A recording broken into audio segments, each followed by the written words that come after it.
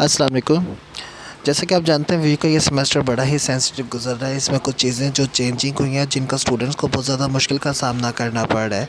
और सबसे पहले जैसे कि आप जानते हैं वी की क्रेडिट स्कीम थोड़ी सी चेंज हुई है कि इस दफ़ा जैसे आपको पता है कि मिड टर्म्स तो होने नहीं है।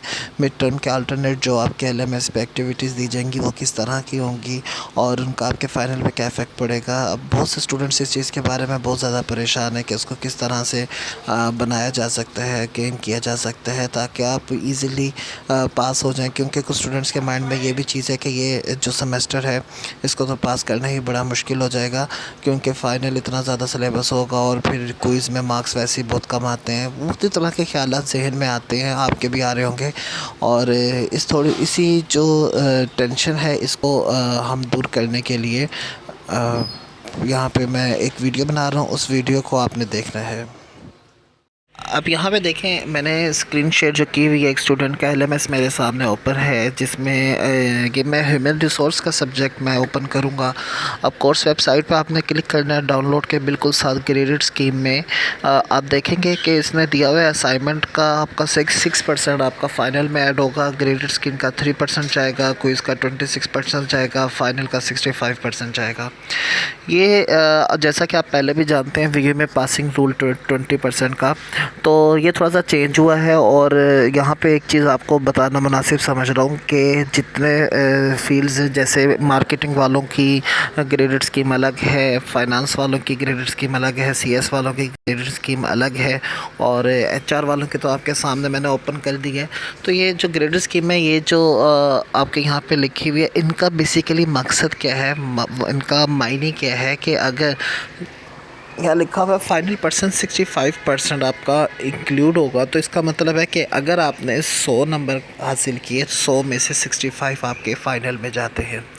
लेकिन ये तो एक वर्बली बात थी जिसमें हर स्टूडेंट को ये चीज़ समझ आ जाती है और कन्फ्यूजन रहती है कि इसका इफ़ेक्ट पड़ेगा कैसे। वो चीज़ मैं आपके यहाँ पे क्लियर करना चाह रहा हूँ। असाइनमेंट देखें कि असाइनमेंट तो जैसे आपके LMS पे अपलोड होती थी, यानी 1 2 3 4 जितनी भी आती थी वो वैसे ही आएंगी, ठीक है। ग्रेडेड डिस्कशन जैसे आती थी GTP वैसे ही आएगी। क्विज़ में आपका बेसिकली मिड टर्म अगर ख़त्म हुआ तो उसके अल्टरनेट आपको क्विज़ भेजे जाएंगे। अगर आपके 4 क्विज़ पहले आ रहे थे तो अब 6 आ जाएंगे, अगर आपके 3 आ रहे थे अब 5 आ जाएंगे। तो ग्रेडेड स्कीम की वैसी रहेगी और ग्रेडेड डिस्कशन वैसी रहेगी, क्विज़ की तादाद बढ़ जाएगी, फ़ाइनल की आपकी जो मार्किंग है उसका क्राइटेरिया थोड़ा सा चेंज होकर 65% पे आ जाएगा। अगर इसको प्रैक्टिकली मैं देखूँ तो प्रैक्टिकली में आप देखें, मैंने एक छोटी सी एक वर्किंग बनाई है आपको समझाने के लिए। जैसे आपको पता है वी में 20% रूल है पासिंग का, ये तो सबको ही पता है। अब क्विज़ में देखें, क्विज़ यहाँ से अगर मैं लेके जा रहा हूँ, ये असाइनमेंट का 6% जा रहा है, GTP का 3% जा रहा है, क्विज़ का 26% जा रहा है, फाइनल का 65% जा रहा है।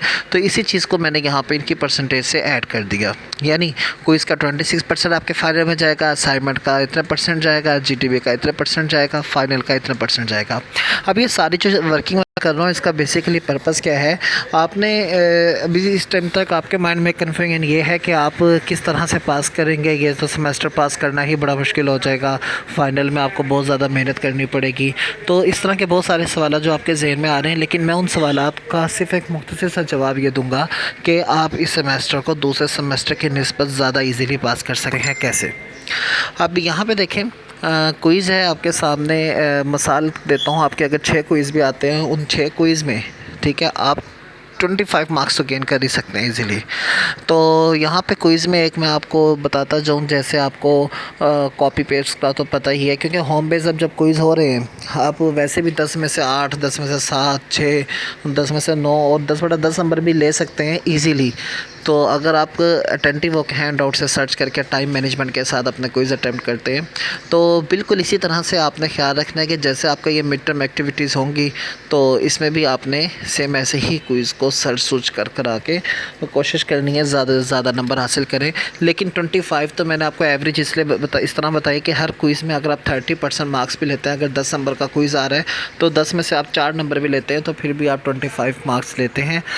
असाइनमेंट में अगर आप 2 असाइनमेंट आती हैं, यानी 20 नंबर की या 40 नंबर की, उसमें आप ले लेते हैं मिसाल के तौर पे 12 मार्क्स, और GTP में आप ले लेते हैं मिसाल के तौर पे 3 मार्क्स। अब फाइनल का 65% जो आपका ऐड होगा फाइनल में, तो आप मेरे ख्याल से 20 नंबर भी आप ले लें तो आप इजीली पास हो जाते हैं।